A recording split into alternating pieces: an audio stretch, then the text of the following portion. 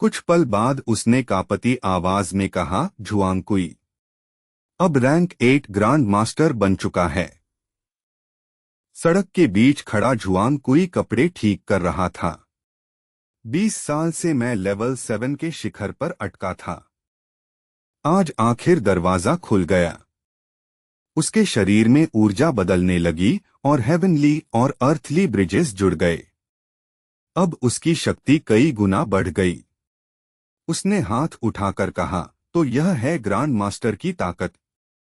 उसने मुट्ठी बंद की और रोशनी जैसे उसके हाथ में कैद हो गई। उस रोशनी से एक ऊर्जा हथियार बन गया। उसने सोचा, अगर लू शेंग ने लियन परिवार के लोगों को नहीं मारा होता तो उसे मार्शल सेंट की गुप्त किताबें नहीं मिलती। कहा गया है कि मेरा शिकार सिर्फ एक किशोर है, लेकिन वह प्रतिभा असाधारण है। तभी अंधेरे से कदमों की आवाज आई। एक लंबा लड़का बाहर आया, लू शेंग। लू शेंग ने शांत स्वर में कहा, तुम्हें लियन परिवार ने मरने भेजा है या बस रास्ते से गुजर रहे हो? जुआंग हंसा और अपने लोगों से बोला, तुम सब उसके घर जाओ। उसके पूरे परिवार के सिर चाहिए। अंधेरे से आवाजें आईं और कई परछाइयां विला की ओर बढ़ गईं।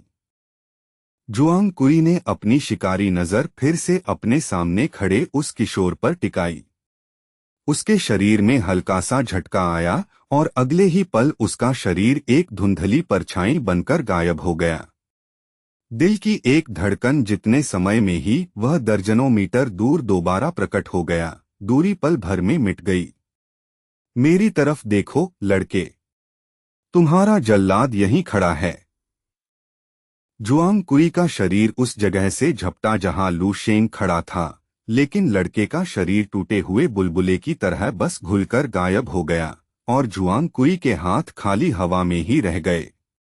ग्रांड मास्टर के चेहरे पर सचमुच का हैरानी भरा भाव आ गया जब वह तुरंत पलटा, लेकिन आसपास कहीं भी लू शेंग की परछाई तक नहीं मिली। उसके मन में उलझन दौड़ गई। क्या वो छोटा चूहा सच में इतनी जल्दी भाग गया? अगले ही पल लू शेंग एक भूत की तरह अचानक उस शैडो ऑपरेटिव के सामने प्रकट हो गया जो उसे घेरने की कोशिश कर रहा था। वह आदमी एक साधारण सा ग्रे सूट पहने मध्यम उम्र का व्यक्ति था, चेहरा भी बिल्कुल आम। लू शेंग को अपने पास अचानक प्रकट होते देख वह जड़ हो गया। लू शेंग ने आराम से हाथ उठाकर उसकी गर्दन की तरफ बढ़ाया, जैसे वह बस किसी सूखी पत्ती को टहनी से तोड़ रहा हो। लेकिन जैसे ही उसकी उंगलियां उस आदमी की त्वचा को छुईं, ग्रे सूट वाले आदमी की आंखें डर से फट गईं। वजह यह नहीं थी कि उसके रिफ्लेक्स कमजोर थे, असल में लू शेंग की रफ्तार उसकी समझ से ही बाहर थी। लड़के की हरकत इतनी अविश्वसनीय रूप से तेज थी कि जब तक ग्रे सूट वाले आदमी का दिमाग खतरे को समझ पाता तब तक सब कुछ खत्म हो चुका था। क्रैक!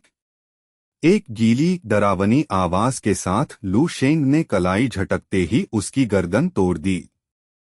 फिर उसने उस ढीले पड़े शरीर को ऐसे सड़क पर फेंक दिया जैसे वह बस कूड़ा हो।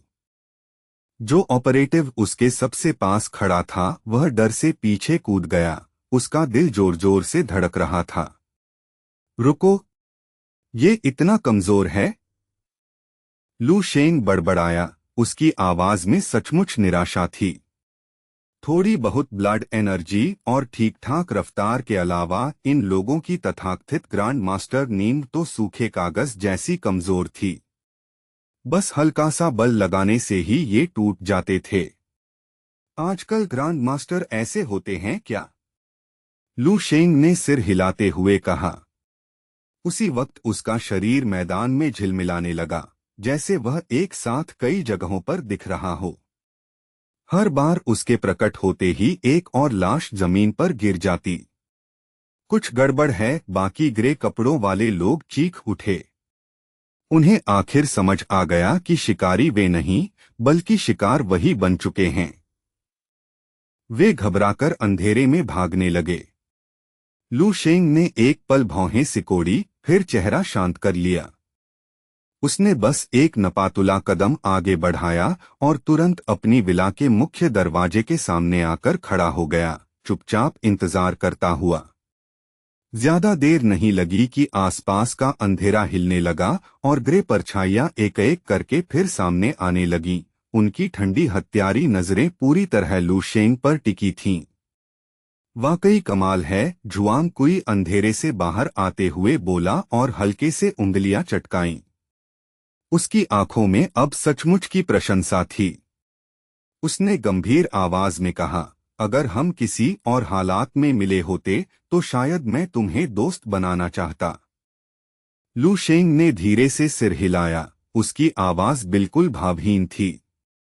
वो कभी संभव नहीं होता। उसने हल्का सा अपनी कोहनी हिलाई और एक अदृश्य विशाल मानसिक शक्ति की लहर उसके शरीर से निकलकर पीछे खड़ी पूरी इमारत को ढक गई, जैसे एक चमकती अभेद्य ढाल हो। विला से टकराकर लौटती रोशनी तक उस मानसिक ढाल की घनता से मुड़ने लगी। लू शेंग ने जुआंग कुई की आंखों में देखते हुए शांत स्वर में कहा, मैं कभी मरे हुए लोगों से दोस्ती नहीं करता। जुआंग कुई की आंखों में अचानक खतरनाक गुस्से की चिंगारी भड़क उठी। उसके होठों पर एक तिरछी, मजाक उड़ाती मुस्कान आ गई। उसे यह बात लगभग मजेदार लगी कि एक बच्चा इतनी बेहिसाब घमंड भरी बातें कर रहा था। तू बस अभी अभी ऊपर उठा हुआ एक छोटा सा प्रतिभाशाली है। जुआंग कुई गरजा, उसकी आवाज रात में गूंज उठी। और मैं हूं एक असली रैंक 8 ग्रैंड मास्टर। उसने गहरी सांस खींची और उसके डेंशन के भीतर ब्लड पिल कोर तेजी से घूमने लगा, जिससे लाल ऊर्जा की लहर उसकी नसों में तूफानी समुद्र की तरह दौड़ने लगी। जुआंग कुई की ब्लड एनर्जी अपनी पुरानी सीमाओं को पार करते हुए लगातार ऊपर चढ़ती चली गई। उसकी अडिग इच्छा शक्ति पूरे शरीर में भर गई और सिर के ऊपर से शुद्ध ऊर्जा का एक स्तंभ निकलकर सीधे आसमान तक उठ गया, जैसे चेतावनी का धुआं हो। उसकी भयानक आभा चारों ओर फैल गई, जिससे सड़क की लाइटें तक धुंधली पड़ने लगीं और पूरा माहौल उसकी मौजूदगी के बोझ से विकृत होने लगा। चारों तरफ एक भारी, दम घोंट देने वाला दबाव उतर आया। उसी क्षण जुआंग कुई को लगा जैसे वह खुद पहाड़ और नदियां बन गया हो, सूरज और चांद जितना शाश्वत और शक्तिशाली। उसके चेहरे पर नशे जैसी खुशी आ गई। अब छोटे जीनियस, वह बोला, मैं तुम्हें रैंक 8 ग्रैंड मास्टर की असली ताकत का बस एक छोटा सा हिस्सा महसूस करने दूंगा। लेकिन तभी उसकी जीत के पल को एक अजीब हलचल ने तोड़ दिया। उसने सामने देखा तो पाया कि वह किशोर बस कुछ कदम दूर खड़ा है और उसे ऐसी ठंडी, बेरुखी भरी नजर से देख रहा है जैसे उसे कोई फर्क ही न पड़ता हो। लू शेंग बिल्कुल शांत खड़ा रहा। उसके होंठ हल्के से खुले और उसने धीरे से एक संख्या फुसफुसाई, एक। जैसे ही यह शब्द हवा में गूंजा, 7 एलीट शैडो गार्ड्स एक साथ अपने छिपने की जगह से निकल पड़े और विला के पीछे वाले बगीचे की ओर हवा में छलांग लगा दी। उनकी धुंधली परछाइयां लू शेंग के पास से तेजी से गुजर गईं। वे ऊंची छलांग लगाकर घातक इरादे से आगे बढ़ रहे थे, लेकिन अचानक उनके शरीर झटके से रुक गए और हवा में ही अजीब तरीके से ठहर गए। लू शेंग की आंखों में ठंडी, रहस्यमय रोशनी चमक उठी। उसकी आत्मा के भीतर का मार्शियल कॉम्पास घूमने लगा। अदृश्य सूचक अपनी जगह टिक गया और मार्शियल गॉड स्टेट चुपचाप सक्रिय हो गया। उसकी विशाल चेतना पूरे इलाके में फैल गई। उसकी मानसिक शक्ति इतनी घनी हो गई कि वह लगभग ठोस जैसी लगने लगी। यह नियंत्रण अचानक फैलकर 7 अदृश्य लेकिन बेहद मजबूत मानसिक जंजीरों में बदल गया। ये मानसिक बेड़ियां लू शेंग के पीछे की जगह से फटकर निकलीं और रोशनी से भी तेज गति से आगे बढ़ी। 7 शैडो गार्ड्स तुरंत जकड़ लिए गए। उनके शरीर हवा में ऐसे जमे रह गए जैसे किसी ने उनकी जिंदगी पर पॉज बटन दबा दिया हो। गार्ड्स के मन में एक साथ असहनीय डर की लहर दौड़ गई। ये क्या है? मेरा शरीर मेरी बात क्यों नहीं मान रहा? अगले ही पल धड़ाम धड़ाम, लू शेंग के पीछे हवा में 7 लाल खून के फूल एक साथ फट पड़े। खून और मांस के टुकड़े हवा में कुछ पल तैरते रहे, फिर धीरे धीरे नीचे गिरने लगे। जुआंग कुई लड़खड़ाते हुए एक कदम आगे बढ़ा, उसकी आंखें अविश्वास से सिकुड़ गईं। क्या? ये कैसे हो सकता है? तुमने तुमने मेरी बाकी एलीट गार्ड्स को एक ही सांस में मार दिया। लू शेंग ने उसकी बात अनसुनी कर दी। उसकी आवाज शांत गिनती जारी रखे हुए थी। 3। उस पल वह दुश्मनों के खून से घिरा खड़ा था। अब वह किसी लड़के से ज्यादा किसी प्राचीन दानव राजा जैसा लग रहा था। जुआंग कुई का दिमाग इस असंभव दृश्य को सह नहीं पा रहा था। तुम आखिर हो क्या? उसके मार्शल दाओ के गहरे इंस्टिंक्ट्स आखिर चिल्लाने लगे कि अब कार्रवाई करो। उसकी ब्लड एनर्जी जानलेवा रफ्तार से घूमने लगी और उसके आसपास ऐसी विनाशकारी आभा फूट पड़ी जैसे कोई छोटा परमाणु विस्फोट हो रहा हो। उसने जोर से सांस ली और गरजकर बोला, हाँ, मुझे डराने की कोशिश मत करो। मैं उन बेकार अधीनों जैसा नहीं हूं। मैं रैंक 8 ग्रांड मास्टर हूं। लेकिन वह अपनी बात पूरी भी नहीं कर पाया था कि उसकी परमाणु जैसी आभा एक और भी ज्यादा भयानक शक्ति से चूर चूर हो गई, ठंडी, तेज और बेहद केंद्रित। उसकी आंखें उलट गईं और उसके चेहरे से पसीना मूसलाधार बारिश की तरह बहने लगा। वह समझ भी नहीं पाया कि क्या हुआ और लू शेंग पहले ही दूरी पार करके उसके सामने आ गया था। उसका हाथ बढ़ा और उसने जुआंग कुई को कॉलर से पकड़ लिया। लू शेंग वहीं खड़ा था। उसकी आंखें बर्फ जैसी अंधेरी थीं और ठंडी ऊर्जा की धुंध से घिरी थीं। उसने अगली संख्या बोली, 4। फिर उसने अपनी गिनती का आखिरी अंक कहा। उसकी नजर बिल्कुल शांत थी, जैसे जमी हुई गहरी झील की सतह। जुआंग कुई का चेहरा दर्द से मरोड़ गया। उसकी आत्मा टूट चुकी थी। वह लगभग रोने वाला लग रहा था। ये कैसे हो सकता है? धड़ाम। अचानक एक मुट्ठी उसके सीने से टकराई, जैसे तेज रफ्तार ट्रेन की टक्कर हो। उस पल समय जैसे धीमा पड़ गया। जुआंग कुई की पसलियों से लगातार टूटने की आवाजें आईं और उसके धड़ में एक विशाल छेद बन गया। उसकी आत्मा जैसे चीख उठी। रोशनी उसके आंखों से गायब होने से पहले ही उसका शरीर ढह गया और वह ठंडी सड़क पर घुटनों के बल गिर पड़ा। उसके दोनों घुटने जमीन से टकराए और वह अनजाने में प्रायश्चित की मुद्रा में झुक गया। असंभव! ये मेरा अंत नहीं हो सकता। उसके सीने पर लगी चोट से निकले भयानक झटके पूरे शरीर में फैलने लगे। उसकी मांसपेशियां और ऊतक इंच इंच करके टूटने लगे।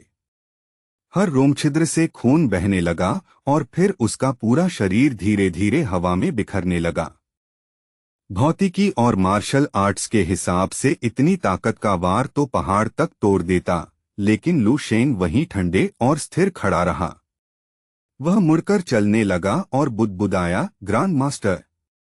तो इसे ग्रांड मास्टर कहते हो? उसके चेहरे की ठंडी शांति एक पल भी नहीं टूटी।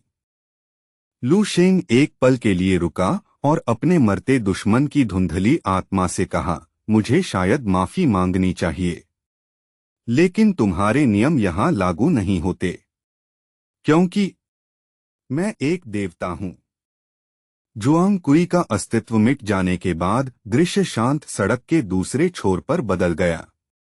वहां एक युवा महिला ऊनी कोट पहने अपनी करीब 5 साल की बेटी के साथ टहल रही थी। बच्ची के हाथ में फल और स्नैक्स से भरा छोटा बैग था। वह उछलती कूदती सड़क पर लगी लाइटों की लंबी परछाइयों पर पैर रखने की कोशिश कर रही थी। अचानक छोटी लड़की रुक गई। उसकी आंखें उत्सुकता से फैल गईं। मम्मी, देखो, उधर देखो। उसने अपनी छोटी उंगली उठाकर थोड़ी दूर खड़ी एक खूबसूरत महिला की ओर इशारा किया। बच्चों वाली सच्चाई से उसने कहा, वो आंटी क्या कर रही हैं? वो तो टीवी वाले कार्टून के उस मजेदार जमे हुए कैरेक्टर जैसी लग रही हैं। माँ का चेहरा शर्म से लाल हो गया। उसने तुरंत बेटी का मुंह ढक दिया, उस खूबसूरत महिला से जल्दी जल्दी माफी मांगी और बच्ची को सड़क पार ले गई। लेकिन पैंग हुआयू ने कुछ भी नहीं सुना। उसका पूरा शरीर त्वचा से लेकर अंदर तक सुन्न हो चुका था। पैंग हुआयू, क्या तुम सुन रही हो? तुरंत जवाब दो। पिछले 30 सेकंड से उसके ईयरपीस में आवाज लगातार रिपोर्ट मांग रही थी, लेकिन पैंग हुआयू बस पत्थर की तरह खड़ी थी। क्या ये सच में सिर्फ एक बुरा सपना नहीं हो सकता, उसने सोचा। अगर उसके दिमाग की गतिविधि किसी मॉनिटर पर दिखती तो जो उसने अभी देखा था उसका झटका उसकी सारी न्यूरल वेव्स को एक सीधी रेखा में बदल देता। और वह सीधी रेखा सीधे लू शेंग की वजह से थी। उसने देखा कि लू शेंग का पूरा शरीर ठंडी डरावनी आभा से घिरा हुआ था। उसका चेहरा उसकी ओर मुड़ा हुआ था, बिल्कुल किसी असली दानव राजा जैसा। उसी वक्त जुआंग कुई का शरीर लगभग पूरी तरह गायब हो चुका था, बस एक धुंधली होती हुई हाथ बची थी। लू शेंग ने धीरे से सांस छोड़ी और मार्शल गॉड स्टेट का दबाव अपने शरीर से हटा लिया। उस दिव्य नजरिए से वापस आते ही उसने हल्की सांस भरी। तो ये थी 8 स्टार ग्रांड मास्टर की ताकत। खैर, वो अभी अभी इस स्तर पर पहुंचा था, इसलिए शायद इसे ज्यादा गंभीरता से लेने की जरूरत नहीं। उस आदमी के शरीर में मौजूद वाइटल एसेंस और उफनती क्यूआई इतनी उग्र थी कि लू शेंग उसे हवा में कंपन की तरह महसूस कर सकता था। यह एक कच्ची भारी ताकत थी, जिदाओ मार्शल सेंट झाओ जी की गहरी समुद्र जैसी शक्ति से बहुत नीचे। लेकिन यह लड़ाई लू शेंग को अपनी मौजूदा ताकत समझने के लिए काफी थी। अब उसके और आम मास्टर्स के बीच एक विशाल खाई बन चुकी थी। अब साफ लग रहा था कि जुआंग कुई ने अपनी ताकत सामान्य तरीके से हासिल नहीं की थी। उसने धीरे धीरे साधना करके स्तर नहीं पाया था, बल्कि किसी जबरदस्ती की तकनीक से अपने ब्लड और क्यूआई को कृत्रिम रूप से बढ़ाया था। इसलिए उसकी आभा में शुद्ध शक्ति की जगह जल्दबाजी और शॉर्टकट की गंध थी। इस लड़ाई से साफ है कि मेरे पास इतना कच्चा बल है कि मैं एक सामान्य 8 स्टार ग्रेट ग्रांड मास्टर को पूरी तरह खत्म कर सकता हूं, लू शेंग ने सोचा। उसने तो ग्रांड मास्टर स्तर की वॉइड शैटरिंग तकनीकों का इस्तेमाल भी नहीं किया था। उसने सिर्फ मार्शल गॉड स्टेट पर भरोसा किया, एक ऐसी अवस्था जहां उसकी शक्ति के हर कण पर उसका नियंत्रण इतना पूर्ण हो जाता है कि साधारण चीज भी चमत्कार बन जाती है। जिदाओ मार्शल आर्ट्स हॉल के एलीट को आसानी से खत्म करना उसकी प्रगति दिखाता था, लेकिन उसे एहसास हुआ कि उसने अपनी मानसिक शक्ति को अब तक पूरी तरह विकसित नहीं किया। मार्शल गॉड स्टेट की स्पष्टता ने दिखा दिया कि अगर वह इसे सही से विकसित करे तो उसकी मानसिक शक्ति कितनी भयानक हो सकती है। कलाई के हल्के झटके और मानसिक ऊर्जा की लहर के साथ लू शेंग ने जुआंग कुई और जिदाओ मार्शल आर्ट्स हॉल के बाकी लोगों के अवशेषों को पास की झाड़ियों में ऐसे उड़ा दिया जैसे सूखे पत्ते हटाए जा रहे हों। तभी उसकी इंद्रियों ने एक परिचित उपस्थिति महसूस की और वह रुक गया। वह पैंग हुआयू थी, जो छाया में खड़ी हैरान चेहरा लिए सब देख रही थी। लगता था वह उसकी मदद करने आई थी, और सच कहें तो अभी उसे उसकी जरूरत भी थी। पैंग हुआयू के ईयरपीस में उसके हैंडलर की आवाज फिर गूंज उठी, तेज और घबराई हुई। पैंग हुआयू, क्या तुम सुन रही हो? तुरंत रिपोर्ट दो। आखिरकार वह अपने सदमे से बाहर आई। उसका गला सूखी रेत से भरा लग रहा था। मैं थोड़ी देर के लिए व्यस्त थी, वह हकलाकर बोली। हैंडलर ने राहत की लंबी सांस ली। तुम भी न? जब तुम चुप हो गई थी तो मुझे लगा कुछ बुरा हो गया। सुनो, क्या तुम लू शेंग के घर पहुंच गई? टारगेट की स्थिति बताओ। वहां क्या स्थिति है? हैंडलर ने पूछा। टैंग हुआयू एक पल चुप रही, फिर धीरे से बोली, ये तबाही है, पूरी तबाही। रैंक 8 ग्रेट ग्रांड मास्टर के सामने नतीजा तो यही होना था। हम बस खड़े होकर अंत देखते रहे। दूसरी तरफ की आवाज गंभीर हो गई। तुम कुछ नहीं कर सकती थी, वो उसकी किस्मत थी। हम उसके परिवार का ध्यान रखेंगे और अंतिम संस्कार पूरे सम्मान से करेंगे।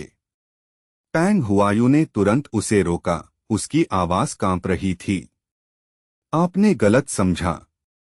जब मैं तबाही कह रही हूं तो मेरा मतलब जिदाओ मार्शल आर्ट्स हॉल के लोग हैं।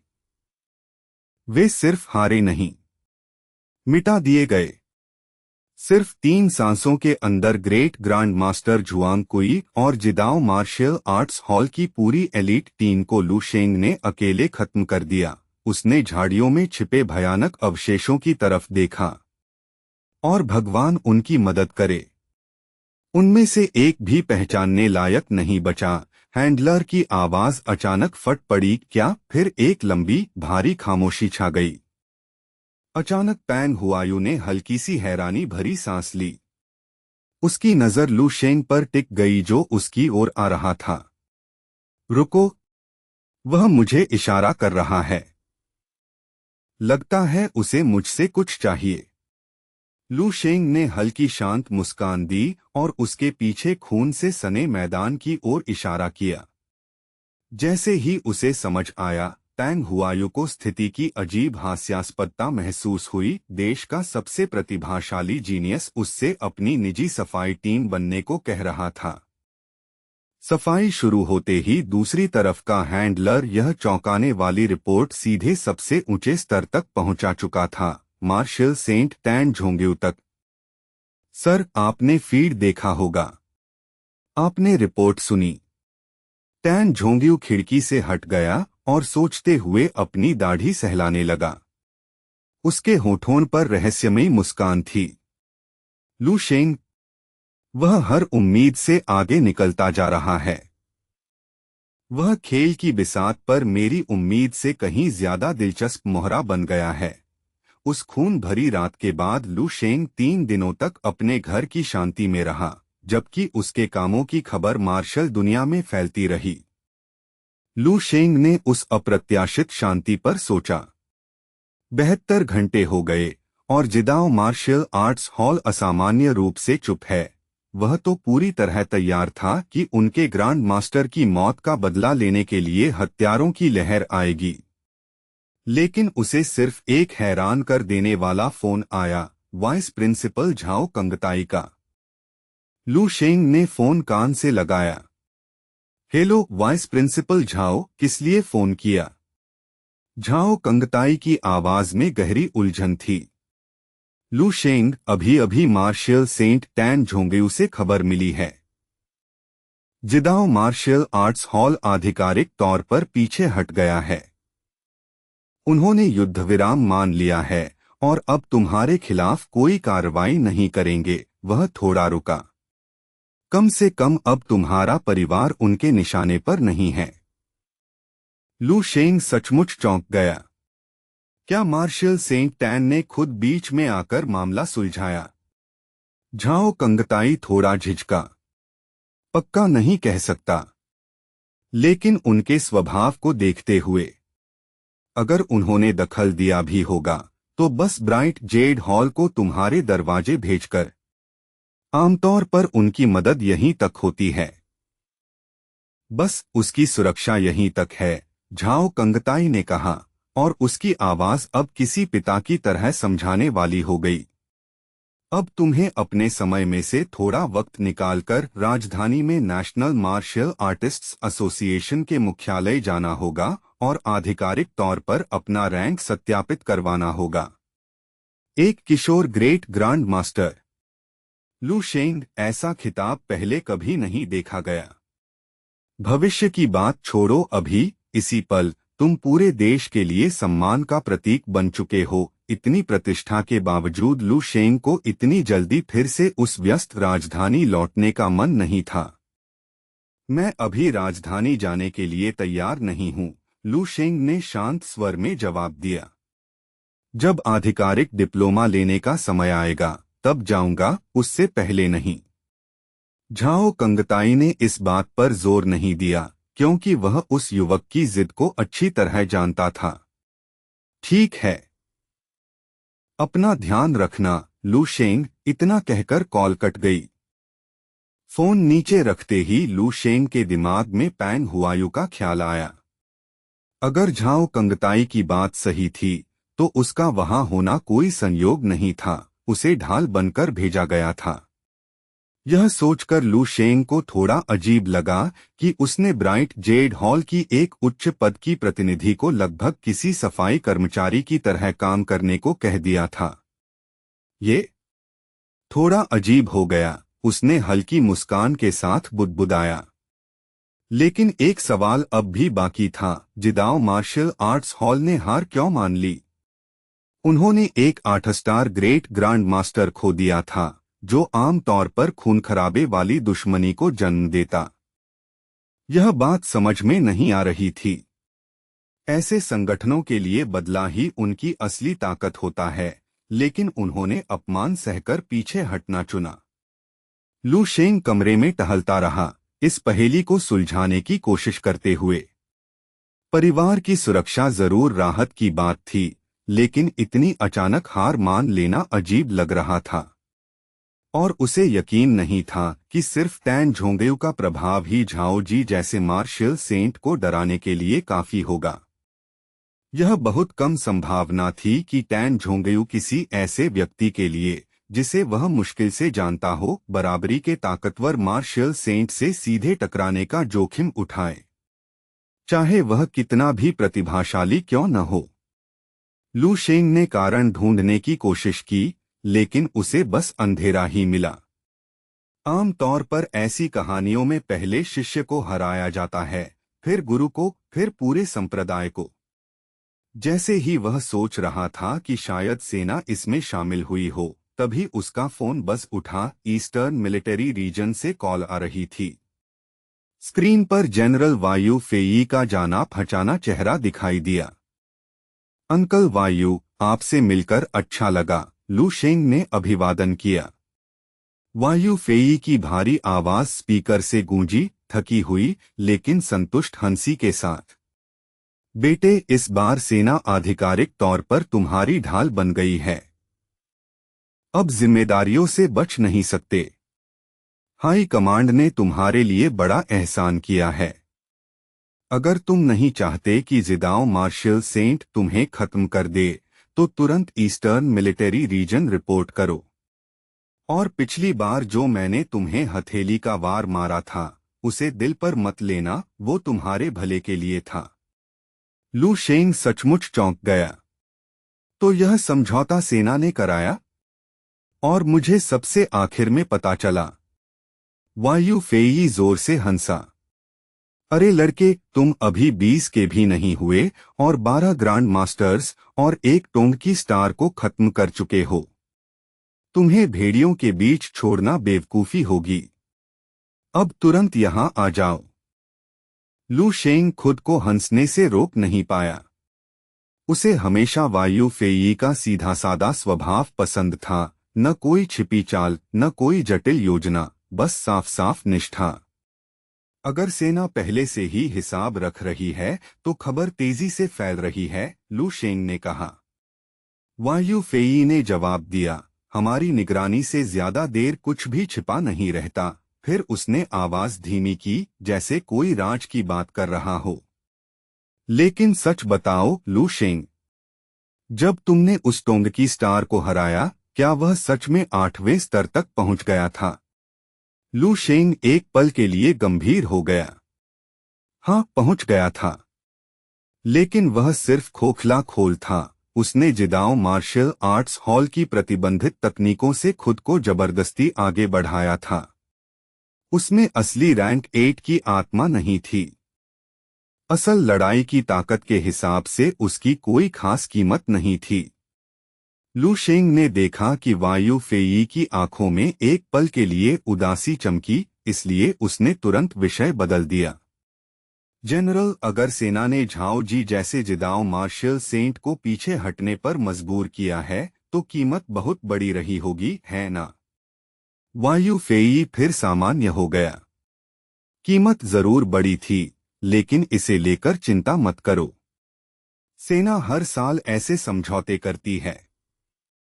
यह हमारे लोगों की रक्षा का हिस्सा है।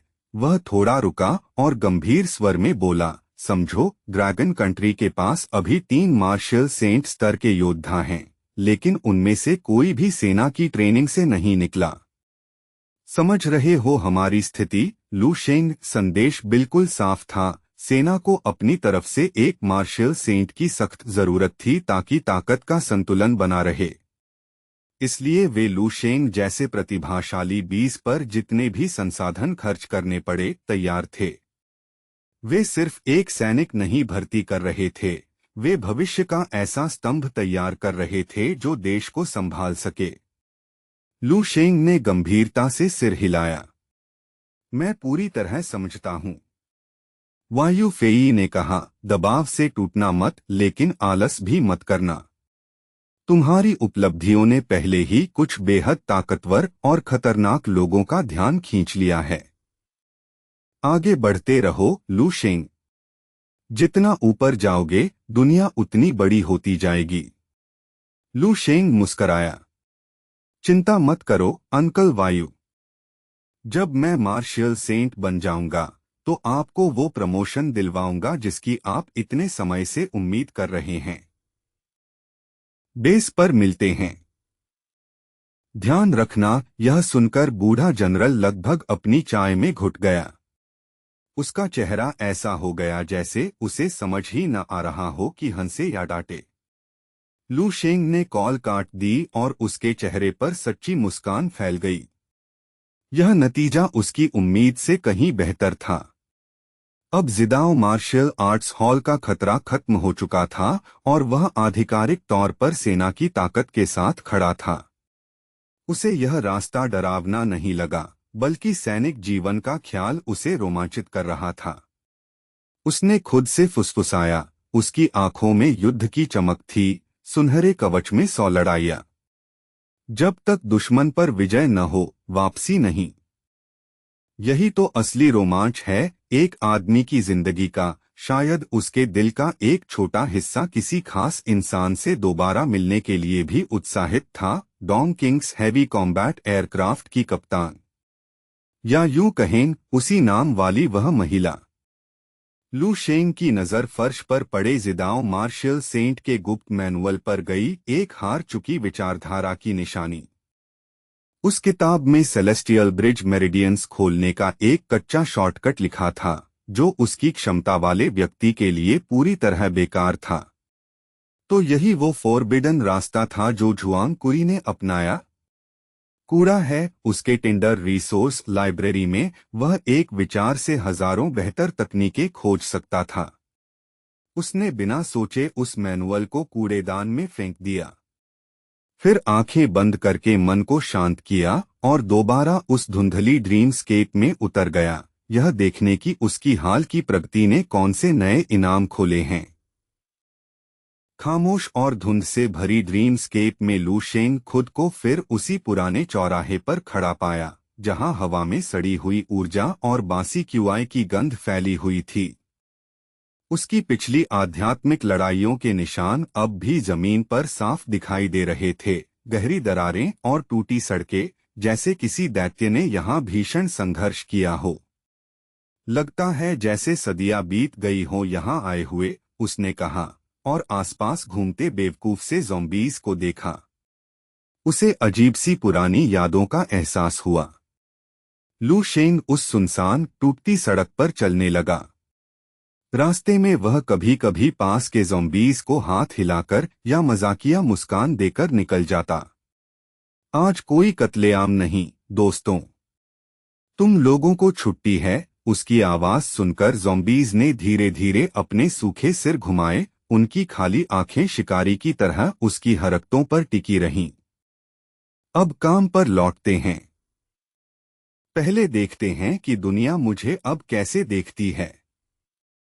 लू शेंग एक शांत कोने में गया, टिंडर रिसोर्स लाइब्रेरी का इंटरफेस बुलाया और अपनी प्रोफाइल खोली। कुछ पल बाद अपडेटेड डेटा उसके सामने दिखाई दिया। ड्रीमस्केप की विकृत समयरेखा के अनुसार यह अप्रैल 0 था और उसके आंकड़े पूरी तरह बदल चुके थे। उसकी प्रोफाइल की डिजिटल तस्वीर भी अपडेट हो चुकी थी, जो अब उसकी और ज्यादा प्रभावशाली मौजूदगी दिखा रही थी। नाम लू शेंगलिंग, पुरुष, मार्शियल दाओ, जीवनकाल जून 297 से फरवरी 657, मार्शियल दाओ, ताकत super martial artist level 9, combat saint, स्थिति रेयर टैलेंट बटा नेशनल ट्रेजर। जीवनकाल का अनुमान देखकर उसका दिल एक पल को रुक गया। इस समयरेखा में वह 350 साल से ज्यादा जीने वाला था। यह अब तक की उसकी सबसे लंबी अनुमानित उम्र थी। लेकिन उसकी भौहें सिकुड़ गईं जब उसने अपनी ताकत की रेटिंग देखी, सुपर मार्शियल आर्टिस्ट लेवल 9। उसे उम्मीद थी कि उसे रैंक 8 ग्रेट ग्रांड मास्टर या शायद आधाकदम मार्शियल सेंट लिखा मिलेगा। ये सुपर लेवल 9 आखिर है क्या? उसने नीचे स्क्रॉल करके विस्तृत जीवन रिकॉर्ड देखा। इनने टैलेंट, पियरलेस उपलब्धियां, global university student martial arts competition में पहला स्थान, ग्रांड मास्टर लियन जिबे को हराया, जिदाओ मार्शियल आर्ट्स हॉल के रैंक 8 ग्रेट ग्रांड मास्टर जुआंग कुई को खत्म किया। समयरेखा 25 साल की उम्र में ईस्टर्न मिलिट्री रीजन में शामिल हुआ। 40 साल की उम्र में रैंक 8 ग्रेट ग्रांड मास्टर बना। शिखर विकास 50 साल की उम्र में मार्शियल सेंट माउंटेन के शिखर पर रैंक 9 मार्शियल सेंट बना। विरासत उसी साल उसने जिदाओ मार्शियल सेंट झाओजी को हराया और बाद में मार्शियल सेंट टैन झोंग्यू को भी पीछे छोड़ दिया। 60 साल की उम्र में उसने दुनिया भर की यात्रा की और पृथ्वी के हर रैंक 9 मार्शियल सेंट को हराकर नंबर 1 शक्ति बन गया। उसे मानव इतिहास के पिछले 3000 सालों के सबसे महान मार्शियल सेंट्स में गिना गया। असेंशन रिसर्च, उसने लेवल 10 मार्शियल गॉड क्षेत्र की खोज में ऐतिहासिक योगदान दिया, जिससे मानव विकास के अगले चरण की नींव पड़ी। तो सुपर लेवल 9 उन लोगों के लिए है जो मार्शियल सेंट की सीमा पार कर चुके हैं, लेकिन अभी रैंक 10 मार्शियल गॉड तक नहीं पहुंचे, लू शेंग ने समझा। उसके अंदर राहत और महत्वाकांक्षा दोनों जाग उठीं। वह ऐसे रास्ते पर था जिसे अभी तक किसी ने पूरी तरह बनाया ही नहीं था। पिछले 3000 सालों में शायद 10 लोग ही उसकी जैसी प्रतिभा वाले हुए थे, लेकिन किसी को भी आधिकारिक तौर पर लेवल 10 नहीं माना गया। कारण प्रतिभा या ताकत की कमी नहीं था, बल्कि लेवल 10 तक जाने वाला पुल अभी बना ही नहीं था। कई लोग किनारे तक पहुंचे थे, लेकिन अगला कदम उन्हें देवता बनाएगा या खत्म कर देगा, कोई नहीं जानता था। लू शेंग ने उन पूर्वजों के लिए गहरा सम्मान महसूस किया जिन्होंने अंधेरे में मशाल उठाए रखी ताकि आने वाली पीढ़ियां थोड़ी दूर तक देख सकें। उनकी कुर्बानी की वजह से भविष्य में एक शानदार रैंक 11 सभ्यता सितारों के बीच उभरेगी। लू शेंग जानता था कि दुनिया को वहां तक पहुंचने में शायद 3000 साल लगेंगे, लेकिन वह टिंडर रिसोर्स लाइब्रेरी के जरिए इस दूरी को अभी पार कर सकता था। लेवल 10 और 11 के रास्ते पहले से डेटा में मौजूद थे, उसे बस अपना अधिकार स्तर बढ़ाना था।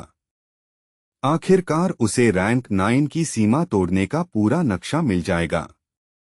उस वक्त खास तकनीकें उतनी अहम नहीं रहेंगी, क्योंकि असली रास्ता खुल चुका होगा।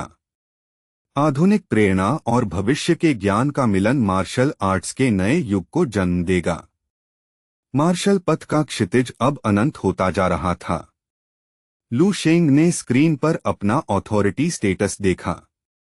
Evaluation, character seed, library access, 7 star level authority, यही असली इनाम था।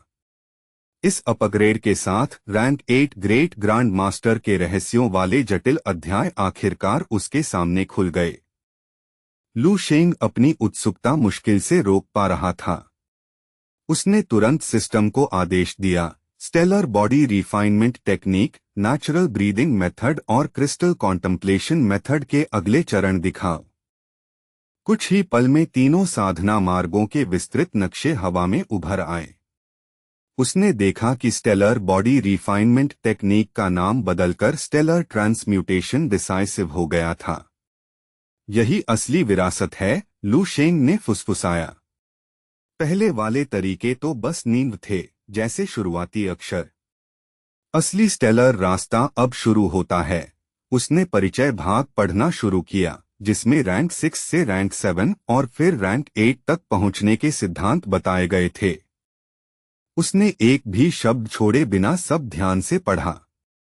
रैंक 7 तक पहुंचने का सार मार्शियल विल का क्रिस्टलाइजेशन था, अपने एसेंस, एनर्जी और स्पिरिट को मिलाकर एक आंतरिक भट्टी बनाना, जो शरीर को नई ताकत और मजबूती देता है। लेकिन रैंक 7 से रैंक 8 की छलांग कहीं ज्यादा गहरी थी। सिर्फ मजबूत इच्छा शक्ति काफी नहीं थी, शरीर को भी अर्थ ब्रिज तोड़ना पड़ता था। इस स्तर पर साधक की ब्लड एनर्जी गुणात्मक रूप से बदलकर मार्शियल इलिक्सर या डैन में बदल जाती है।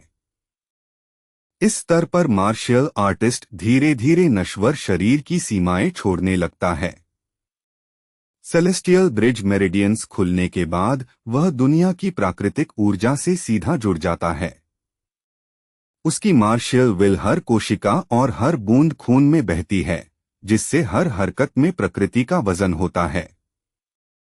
रैंक 8 की विनाशकारी शक्ति रैंक 7 से कई गुना ज्यादा होती है। यही दोनों स्तरों के बीच असली अंतर था। रैंक 7 ग्रांड मास्टर अपनी मार्शियल विल से हमलों को अस्थायी रूप से मजबूत करता है, जैसे हथियार पर अस्थायी बफ लगाना। लेकिन रैंक 8 ग्रेट ग्रांड मास्टर उसी ऊर्जा को हमेशा के लिए अपने शरीर में मिला देता है और खुद को जीवित दिव्य हथियार बना लेता है। ताकत का अंतर बेहद बड़ा होता है। लू शेंग ने देखा कि रैंक 7 से रैंक 8 तक पहुंचने के लिए फुल कप नियम जरूरी है। यानी शक्ति इतनी भर जानी चाहिए कि वह खुद ब खुद छलक पड़े।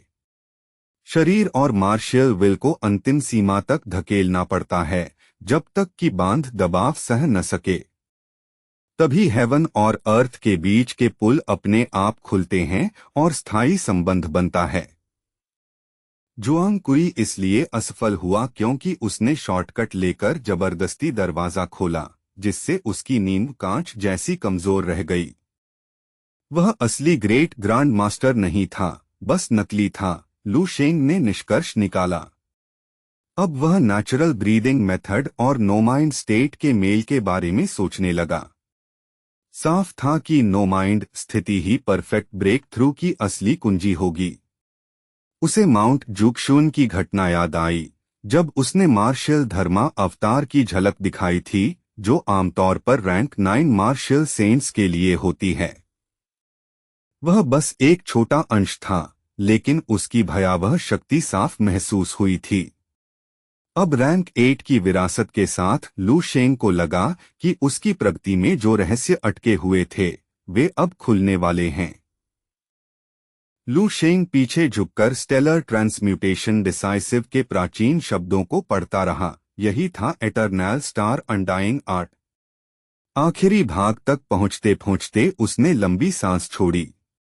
इन तकनीकों की हिम्मत ने उसका दिमाग हिला दिया था। अनडाइंग, एटर्नल, ये शब्द उसकी आत्मा में गूंज रहे थे। स्टेलर बॉडी रिफाइनमेंट टेक्निक की असली छिपी विरासत सिर्फ मजबूत शरीर नहीं थी, यह इमॉर्टल सेल्स के क्रांतिकारी विचार पर आधारित थी। ग्रंथ में बताया गया था कि कैसे ब्लड क्यूआई को कोशिकाओं में वापस भेजकर उन्हें बदल दिया जाए। आखिरकार साधक एटर्नल स्टार अनडाइंग आर्ट की असली अवस्था तक पहुंच सकता था। यह कल्पना ही डराने वाली थी, अगर पूरा ब्रह्मांड खत्म भी हो जाए तो भी साधक अडिग रहेगा। यही मार्शल विकास की चरम सीमा थी।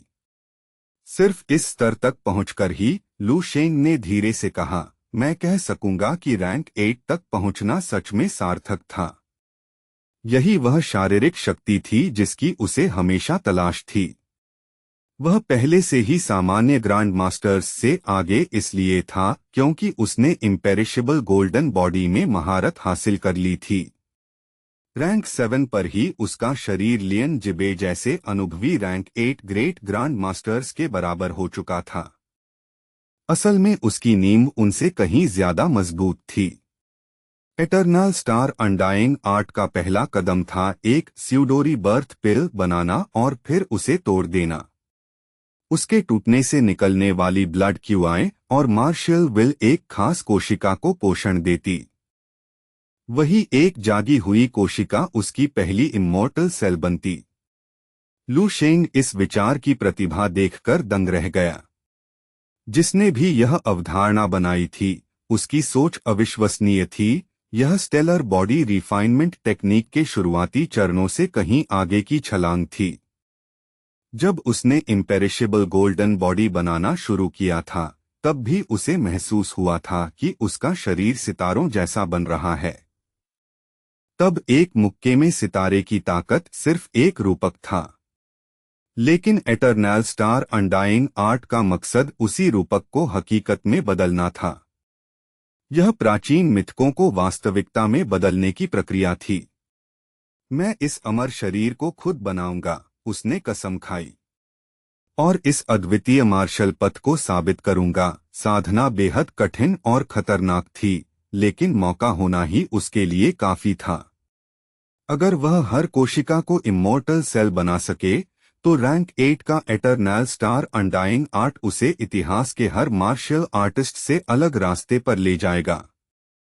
अगर divine illumination myriad king scripture सूक्ष्म की चरम सीमा थी, जहां स्वयं को सबसे छोटे स्तर तक परिष्कृत किया जाता है, तो इमोर्टल सेल अवधारणा विशाल की चरम सीमा थी। एक तरफ संकुचन, दूसरी तरफ विस्तार। अगर शरीर की हर कोशिका अमर बन जाए तो साधक सच में आकाश और पृथ्वी के साथ एक हो सकता है। लू शेंग को लगा कि शायद वैन ही जैसे मास्टर ने भी इस स्तर की कल्पना नहीं की होगी। यह divine illumination myriad king scripture से भी बड़ा लक्ष्य था, लेकिन इसके लिए जो संसाधन चाहिए थे वे असंभव स्तर के थे। लू शेंग को अचानक एहसास हुआ शायद एक पूरे तारे की ऊर्जा भी काफी न हो। लू शेंग ने गहरी सांस ली, उसके माथे पर पसीना आ गया। तो इसके लिए ऐसी दौलत चाहिए जो साम्राज्यों को दिवालिया कर दे, उसने सोचा। लेकिन इनाम भी उतना ही बड़ा था। अगर वह सिर्फ एक इमोर्टल सेल बना ले तो उसकी मजबूती सामान्य ग्रेट ग्रैंड मास्टर से ज्यादा होगी। 2 बन जाए तो वह अपने बराबर वालों को हरा देगा। 3 हो जाए तो अपने स्तर पर अजेय हो जाएगा। और अगर पूरा शरीर ऐसा बन गया तो सच में अमर। लू शेंग ने एटर्नल स्टार अनडाइंग आर्ट के ग्रेट ग्रैंड मास्टर भाग को दर्जनों बार पढ़ा ताकि हर बारीकी दिमाग में बैठ जाए। जब उसे यकीन हो गया कि उसने कुछ गलत नहीं समझा तो उसका उत्साह सावधानी पर भारी पड़ गया। उसने तय किया कि अब ब्रेक थ्रू की कोशिश करेगा। आखिर ड्रीमस्केप में असफलता का असर वास्तविक शरीर पर बहुत कम होता है। इमोर्टल सेल्स की साधना और इम्पेरिशेबल गोल्डन बॉडी साथ साथ चल सकते थे। लू शेंग ने क्वांटम लाइट ब्रेन अलग रखा, जमीन पर पद्मासन में बैठ गया और भीतर देखने लगा। उसने साफ देखा, सीने के बीच एक अंडे के आकार का ब्लड पिल घूम रहा था जो ब्लड क्यूआई को अंदर बाहर करते हुए शरीर को पोषण दे रहा था। यही उसकी रैंक 8 क्षमता का प्रमाण था, ग्रेट ग्रैंड मास्टर का दिल। लेकिन अब लू शेंग कुछ ऐसा करने जा रहा था जो अकल्पनीय था, वह इसे तोड़ने वाला था। क्या मैं सच में ग्रेट ग्रैंड मास्टर की नींव तोड़ने जा रहा हूं? उसने खुद से पूछा। एक पल के लिए झिझक आई, लेकिन तुरंत उसकी ठंडी दृढ़ता ने उसे मिटा दिया। कौन परवाह करता है? आगे बढ़ने का यही एक रास्ता है। हाँ, लू शेंग ने एक तेज गहरी गर्जना की। उसकी जबरदस्त मानसिक शक्ति ने घूमती हुई ब्लड पिल को जकड़ लिया और उसे जबरदस्ती रोक दिया। उसी पल उसे महसूस हुआ कि उसके पूरे शरीर में बहती ब्लड क्यूआई अचानक अटक गई और धीमी पड़ने लगी। अंदर एक भयानक दबाव पैदा हो गया। ऐसा लगा जैसे उसकी पूरी जीवन शक्ति अपनी प्राकृतिक दिशा के खिलाफ उल्टा बहने की कोशिश कर रही हो। जैसे ही ब्लड क्यूआई उल्टी दिशा में बहने लगी, लू शेंग का साफ चेहरा तुरंत गहरे लाल रंग से भर गया। उसके चेहरे पर जंगली क्रूरता का भाव आ गया। यही ब्रेक थ्रू की सीमा थी। ब्लड पिल एक पल के लिए कांपी, फिर उल्टी दिशा में घूमी और फिर धड़ाम, वह फट गई। उसके अंदर भरी विशाल ऊर्जा ऐसे बाहर निकली जैसे पहाड़ का बांध टूटकर नदी बनकर बह निकला हो। उसकी नसों में ब्लड क्यूआई पागल ड्रैगनों की तरह दौड़ने लगी, पहले से ज्यादा उग्र, ज्यादा ताकतवर और ज्यादा घमंडी। यहीं पर उसकी विशाल मानसिक शक्ति का असली फायदा दिखा। अगर उसके पास इतना नियंत्रण न होता तो वह विस्फोट उसी पल उसके अंदरूनी अंगों को चीर देता। लू शेंग के मुंह से खून की धार निकली, लेकिन उसका ध्यान बिल्कुल नहीं डगमगाया। उसकी अदृश्य मानसिक शक्ति एक विशाल जाल की तरह फैल गई और उफनती ब्लड क्यूआई को पकड़कर जबरदस्ती काबू में ले आई। उसने अपने माथे के बीच मौजूद एक खास कोशिका को लक्ष्य बनाया। यह जगह उसने बहुत सटीक सोचकर चुनी थी। वही कोशिका सबसे ज्यादा और सबसे शक्तिशाली ब्लड क्यूआई के प्रवाह का केंद्र बन गई। प्रक्रिया को पूरा करने के लिए लू शेंग ने अपनी पूरी मार्शियल विल उसी सूक्ष्म बिंदु में डाल दी। उसकी विल और ब्लड क्यूआई के संयुक्त दबाव में वह कोशिका तेजी से बदलने लगी। एक ही सेकंड में वह सैकड़ों, फिर हजारों, फिर दसियों हजार बार बदलती और शुद्ध होती गई। जब यह प्रक्रिया अरबों बार तक पहुंच गई तो ऊर्जा की मात्रा ने गुणवत्ता को ही बदल दिया। अचानक उस कोशिका के भीतर से एक तेज रोशनी फूट पड़ी। जैसे ही यह दिव्य प्रकाश उभरा, लू शेंग का माथा मानो देवताओं की चमक से फटता हुआ दिखाई दिया। वह ऐसा लग रहा था जैसे कोई प्राचीन सम्राट स्वर्ग से उतरकर संसार को देख रहा हो। वह रोशनी और तेज हो गई, पारदर्शी सुनहरी चमक के साथ। यह उसकी प्लैनेटरी विल वाली सुनहरी चमक नहीं थी, बल्कि उससे कहीं गहरी शक्ति का संकेत थी। यह नई सुनहरी रोशनी पारलौकिकता, पूर्ण अमरता और दिव्यता के स्पर्श का प्रतीक थी। पहली इमॉर्टल सेल आखिर बन चुकी थी। लू शेंग अचानक खड़ा हुआ, इतनी तेज और शांत गति से कि वह सुनसान सड़क पर भटकते भूत जैसा लगा। उसने मुट्ठी कसकर सामने खड़ी गगनचुंबी इमारत की मजबूत कंक्रीट दीवार पर एक जबरदस्त घूंसा मारा। उसकी मुट्ठी के पीछे सुनहरी रोशनी की लकीर छूट गई। जुआंग कुई के खिलाफ इस्तेमाल की गई प्लैनेटरी विल की तुलना में यह रोशनी थोड़ी हल्की थी, लेकिन उसकी आभा कहीं ज्यादा शक्तिशाली थी। ऐसी दिव्य सत्ता जिसके सामने सब झुक जाएं। जैसे ही घूंसा दीवार से टकराया, लू शेंग के शरीर में ब्लड क्यूआई पागलों की तरह उफनने लगी। एक पल में उसकी तीव्रता 10 गुना बढ़ गई। वह अकेली इमॉर्टल सेल छोटे सूरज की तरह चमक रही थी। उसकी ब्लड क्यूआई आकाश और पृथ्वी की शक्ति जैसी लग रही थी, मानो देवताओं को भी झुकने पर मजबूर कर दे। उसका घूंसा दीवार से टकराया और पूरी इमारत कराह उठी। वह मुट्ठी जितना गड्ढा बन गया, जो पहली नजर में बहुत गहरा भी नहीं लग रहा था। लेकिन जैसे ही उसने हाथ पीछे खींचा, उस जगह से बड़ी बड़ी दरारें निकलने लगीं। ये दरारें जीवित सांपों की तरह तेजी से कंक्रीट में फैलने लगीं। कुछ ही सेकंड में वे पूरे 100 मीटर ऊंची इमारत में फैल गईं। एक पल में पूरी इमारत मकड़ी के जाले जैसी दरारों से भर गई, जैसे कोई कीमती चीनी मिट्टी का फूलदान टूटने ही वाला हो। फिर वह इमारत गरजती हुई गिरने लगी।